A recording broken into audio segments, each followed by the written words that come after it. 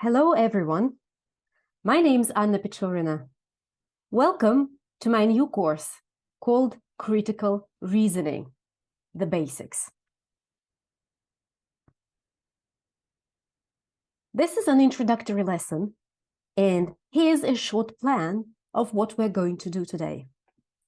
First, I'll tell you about myself. Then we'll talk about beliefs, and I'll define critical thinking. After that, I'll deal with the importance of examining your beliefs and the need for critical thinking skills. I'll then introduce a 4-part model for learning to think critically. And finally, we'll talk about the reflective approach to learning. Let me tell you a couple of words about myself. I'm a teacher trainer, a certified coach, a reflective practitioner, specializing in test preparation. I hold Delta Module 3, CPE, CAE, CELTA, International House Certificate of Teaching Young Learners, SIT TESOL, that's an equivalent of CELTA, a master's degree in the English language and literature, and a certificate, an international certificate in coaching, ACSTH ICF. Over the course of my career, I have worked as a director of studies and a school director for the International House Donetsk. I've worked as a Cambridge presenter for the British Council. I'm the author of 17 specialized courses for developing exam skills. Over 350 colleagues have entrusted their professional development to me over the past 1.5 years. Apart from teaching general, business, financial, and legal English, I have worked with a full range of international examinations such as IELTS, CPE, CAE, FCE, BEC, ILEC, ICFE, SAT, GMAT, and GRE. Apart from that, I've successfully prepared students for international examinations where critical thinking is tested directly, for example, in GMAT and GRE. Now that you know something about me, let's get started. You came into this world without any opinions, judgments, or values, or viewpoints, and now your head is brimming with them. If you tried to write them all down, you would be busy for the rest of your life. They help you make your way through the world. They guide you to both failure and success, ignorance and understanding, good and bad, paralysis and empowerment. Some of your beliefs truly inform you, and some of them blind you. Some are true, some are not. But the question is, which ones are which? This kind of question, a question about the quality of your beliefs, is the fundamental concern of critical thinking. Determining the quality or value of your beliefs is a function of thinking. And critical thinking is the kind of thinking that does this job the best. This is a skill that higher education seeks to foster. This means that critical thinking is not about what you think, but it's about how you think. It should be noted here that the question about the quality of your beliefs is not about the factors which caused you to have those beliefs that you do. Well, a sociologist might tell you that society has influenced some of your moral choices. A psychologist, at the same time, may allege that you have unconsciously absorbed most of your beliefs directly from your parents. But neither of these speculations have much to do with the central task of critical thinking. Critical thinking focuses not on what caused a belief, but on whether it is worth believing. A belief is worth believing or accepting if we have good reasons to accept it.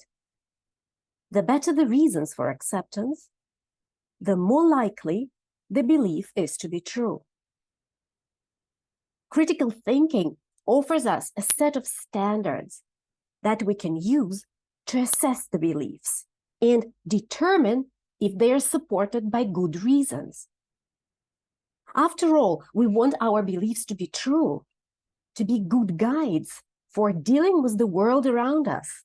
And critical thinking is the best tool that we have for achieving this goal. But what exactly is critical thinking, anyway? It seems there are many definitions of this concept, and there is at least common ground among educators about critical thinking. Every educator will say that critical thinking aims at making wise decisions and coming to correct conclusions. Most agree that jumping to conclusions and making ill-informed, indefensible, knee-jerk decisions is not critical thinking.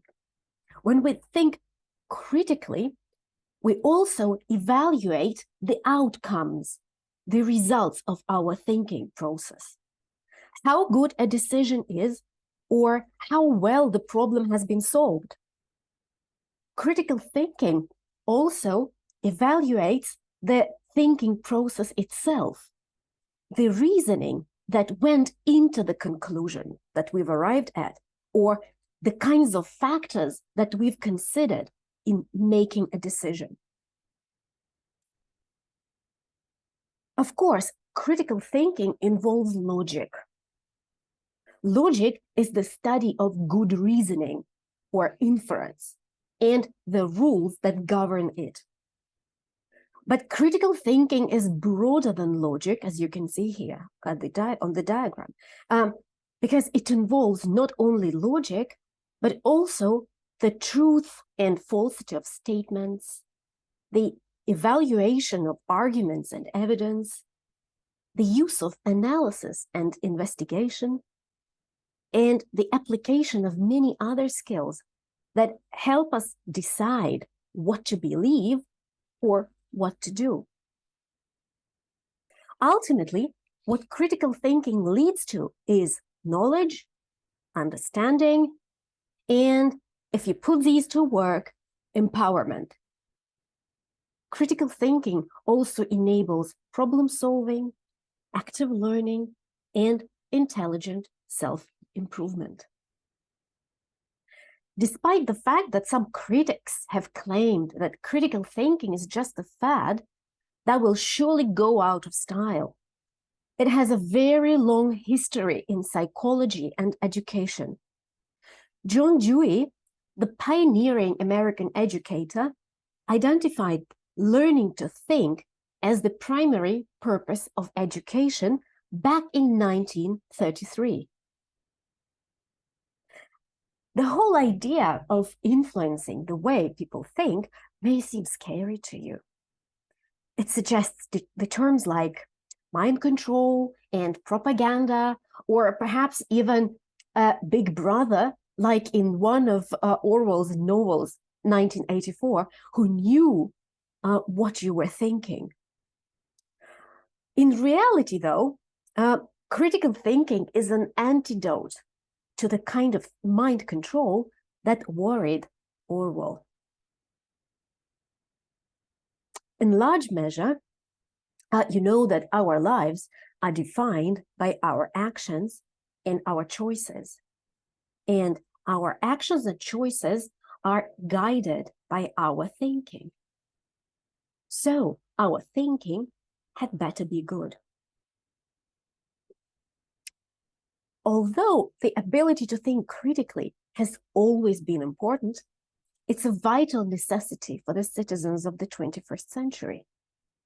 Every generation needs more education than the one that came before, because the world is becoming increasingly technical and complex.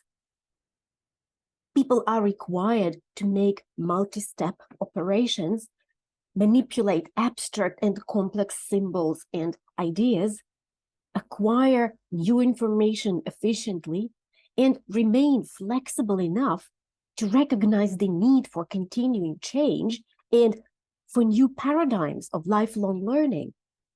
And workers in almost every job can expect to face novel problems in a workplace that is changing repeatedly. And familiar responses, you might have realized already, familiar responses no longer work. And even like newly acquired ones won't work for a long time. The information explosion is yet another reason why we need to provide specific instruction in thinking.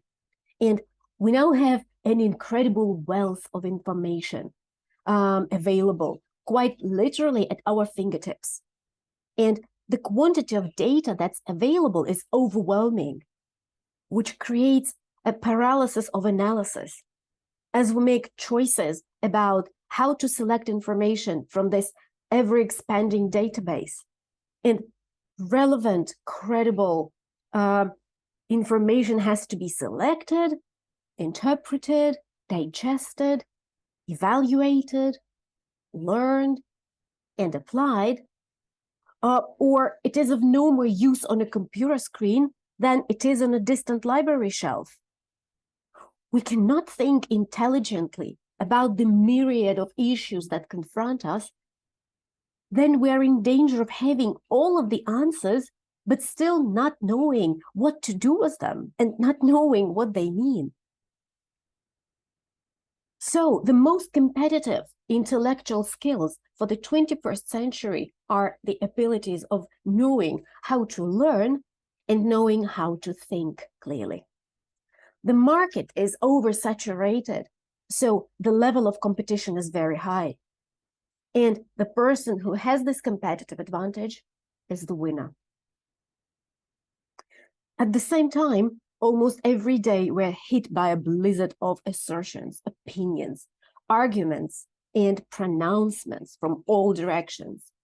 They all implore us to believe, to agree, to accept, to follow, or to submit.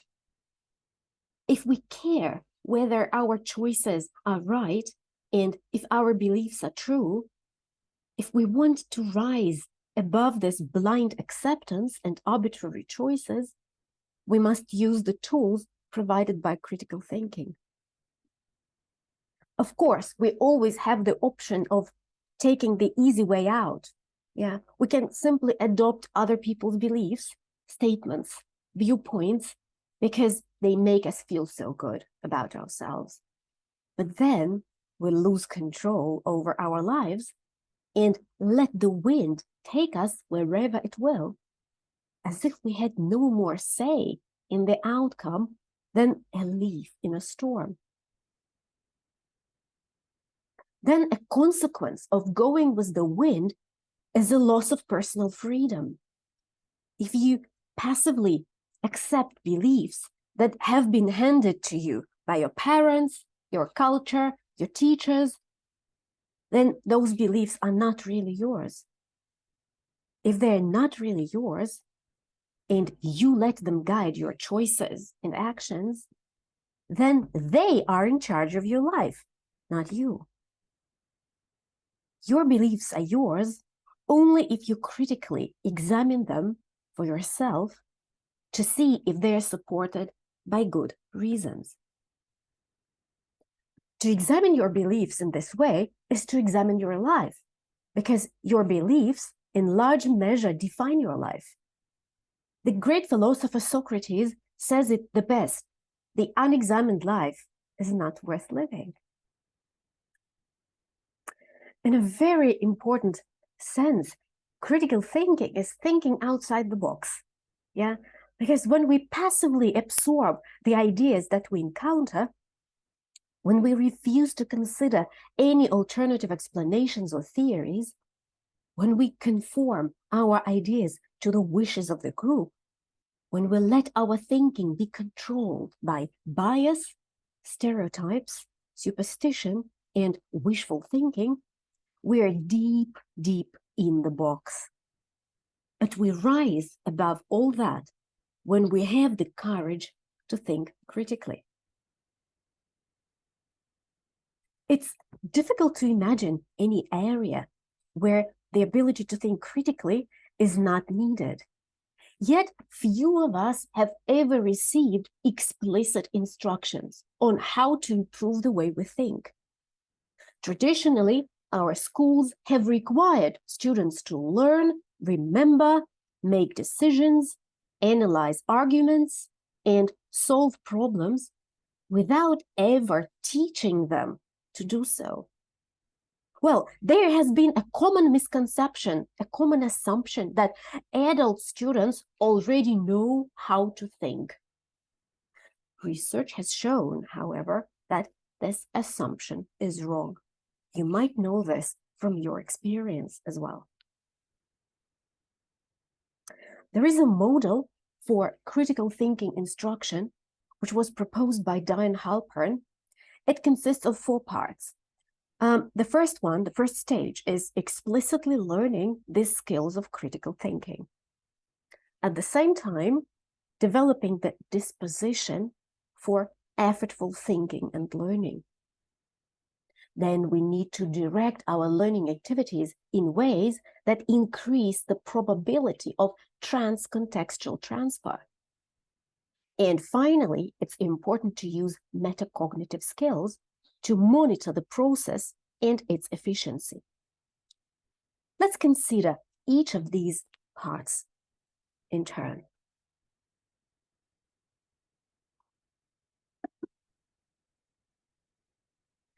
You may be wondering what a thinking skill is, and some examples should help. Here's a short list of generic skills that are important in many situations, and there are like lots of critical thinking skills. I've just selected the most important, just to give you an example so that you have an idea. Let's have a look. Determine what information is or is not relevant. Synthesize information from a variety of sources. Distinguish between rational claims and emotional ones. Separate facts from opinions.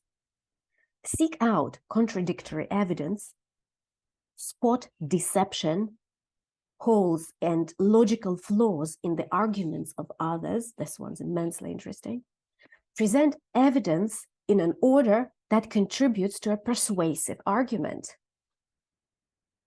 Logically and cohesively organize the argument orally or in writing. Select the strongest set of supporting data to make your argument persuasive. Avoid overstated conclusions. Recognize that a problem may have no clear answer or single solution.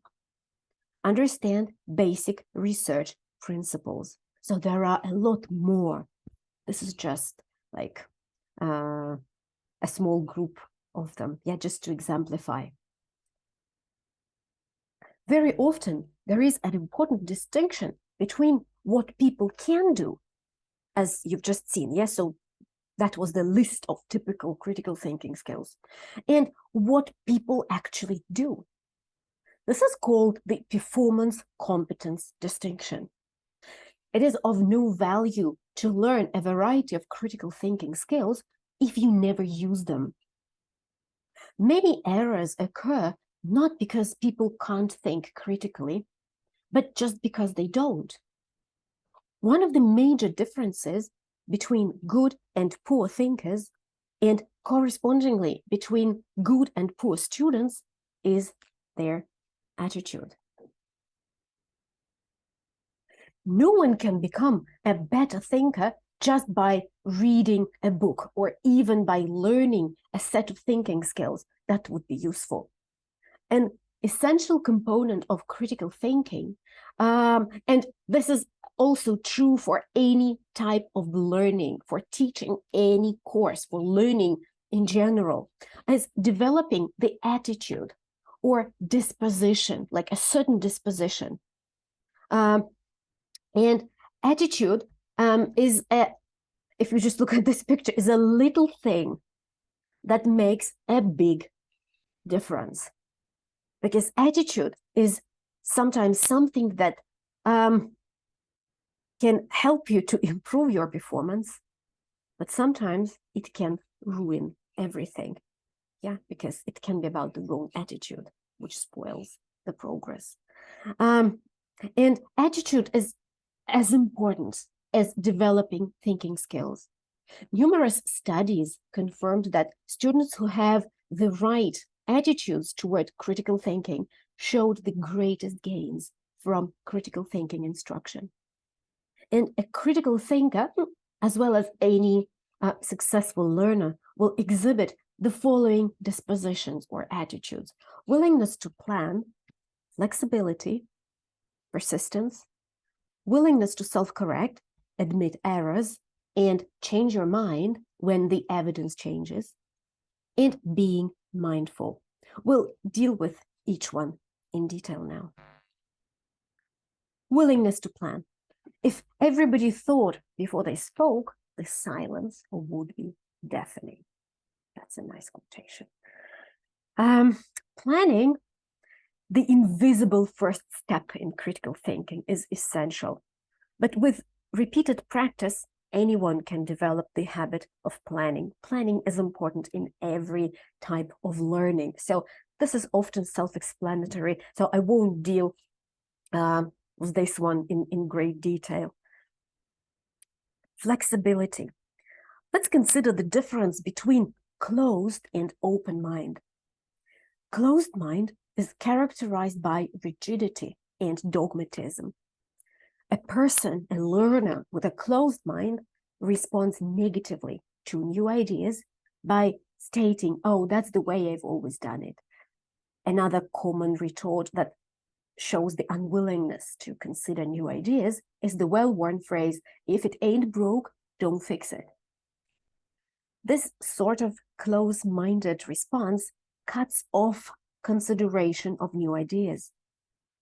By contrast, an attitude of flexibility and open mind is marked by a willingness to consider new ideas, new options, try things a new way, reconsider old problems, gather more information, and attempt to clarify difficult issues, to think in new ways, review evidence, and stick with the task until all reasonable options have been considered. This is very much connected with persistence.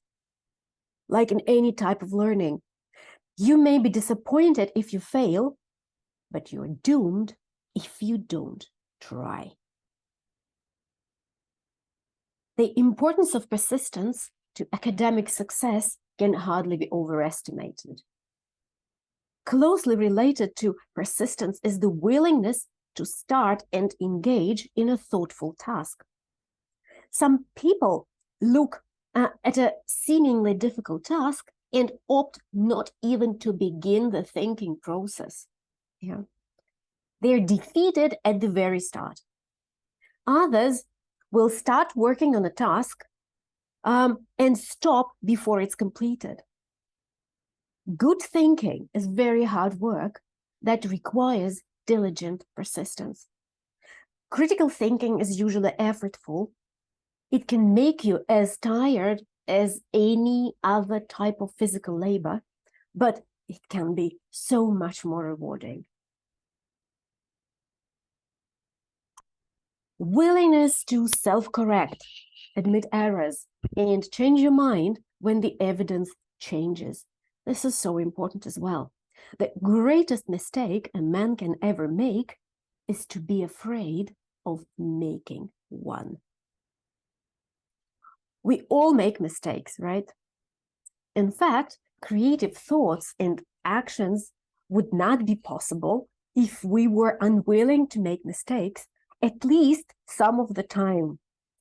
And instead of becoming defensive about errors, good thinkers can acknowledge them, yeah, and they can utilize feedback, try to figure out what went wrong, and try to recognize the factors that led to the error.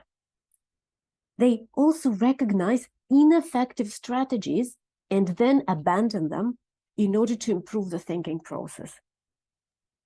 Critical thinkers are also able to change their mind or change the conclusion they've reached when new information warrants such a change. They do not need to hold onto an old idea that is no longer justified. Being mindful. In order to develop basic thinking skills, the same is true for any other type of skill, it's necessary to direct your attention to the processes and products of your own thoughts. Mindfulness is the opposite of automatic pilot that we use for routine tasks like setting the dinner table, getting to school or work every day, or watching TV in the evening. According to Langer, learning requires a mindful engagement with the task and materials. Because as long as we respond in a mindless and routinized way, problems worth solving will never be recognized and creative solutions will never be found. Transfer of training. The real goal of teaching thinking skills is a transfer of training. What I mean by this is the use of critical skills in a wide variety of contexts. The whole idea of learning to improve thinking would be of little value if these skills were used only in the classroom or only with problems that are very similar to those presented in class. And there is an old saying in psychology that the head remembers what it does. So it's important to direct your own learning so that the skills of critical thinking are learned, encoded in a way that will facilitate their recall in new situations. And it is what learners do that determines what gets learned. Yeah. Metacognitive monitoring. When engaging in critical thinking, you will need to monitor your thinking process, just like in any other learning process. Yeah, you monitor the process, check whether progress is being made toward an appropriate goal. You need to ensure accuracy and make decisions about the use of time and your mental effort. There is good evidence that you can become a better thinker and learner by developing the habit of monitoring your understanding and by judging the quality of your learning. Metacognition is the executive function or boss, that guides how adults use different learning strategies and make decisions about the allocation of time and their limited cognitive resources. So this was the 4-part model, which can be applied to any type of learning. It's a universal one, right? And now let me tell you a couple of words about the course outline. So that's what we are going to do during the course. Yeah. So today we've talked about what critical thinking is, yeah? And then we'll talk about how our mind works. We'll be looking at 2 systems of thinking. Then we'll look at the structure of arguments, reconstruction and reformulation of arguments and non-arguments, the difference between them, supplying the missing assumptions and conclusions, strengthening arguments and weakening arguments, and the most important one, that's like the final topic, what I've been like driving at, main types of fallacies or errors in reasoning, and cognitive biases that affect the way we see the world and make decisions. This is my favorite topic. It's immensely interesting. Yeah. And there are 2 major components to the course, like the learning of critical thinking and reflective practice you'll be involved in. So reflective practice, in short, is learning through and from your experience. You go through something and then return, think about it, analyze, and make conclusions so that you can learn from this experience. And reflective practice offers numerous benefits to learners, among which is the opportunity for learners to question their personal theories and beliefs. It's just what critical thinking does. So here they make good friends, critical thinking and reflective approach, because reflection, learning to reflect, is one of the critical thinking skills. This involves the ability to think critically about your own attitudes, hypotheses, beliefs, and mindsets. And all students have their personal theories, beliefs about the nature of knowledge, about their roles and responsibilities within the classroom, and how learning should take place. And personal theories and beliefs become more articulate when learners engage in the process of reflection. It's where biases and preconceived judgments or opinions and problem areas can be detected, challenged, and appropriately modified. His failure to re-examine personal theories and beliefs for their validity in light of new information can lead to mindless actions or habitual practice. Reflective practice can also help learners to understand themselves better. For example, by prompting them to consider what kind of assignments or information they struggle with the most. It can also help them to see if the patterns that they have in learning are the same in other spheres of their lives. And since the participants of my courses are usually teachers, not always, but usually teachers, it's twice as important to question personal theories and beliefs and learn about yourself, which is highlighted. This is highlighted by Palmer, and it's a fantastic quotation. I've shown it at the conference, and I'd like to share it with you as well. It's my favorite one. When I do not know myself, I cannot know who my students are. I will see them through a glass, darkly, in the shadows of my unexamined life. And when I cannot see them clearly, I cannot teach them well.